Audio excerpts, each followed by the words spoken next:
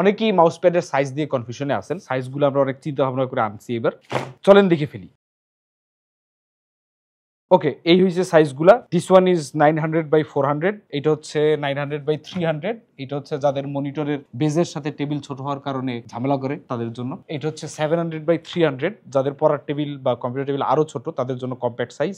আর এইটা হচ্ছে 450/400, এটা হচ্ছে পালস ম্যাট্রিক্স, সবগুলোর কোয়ালিটি সেম।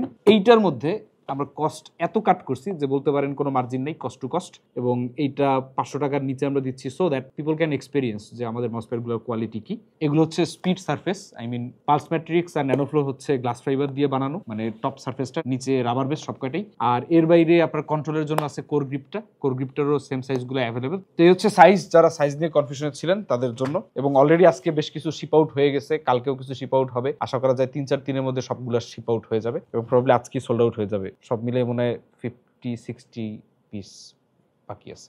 থ্যাংক ইউ, আল্লাহ হাফেজ।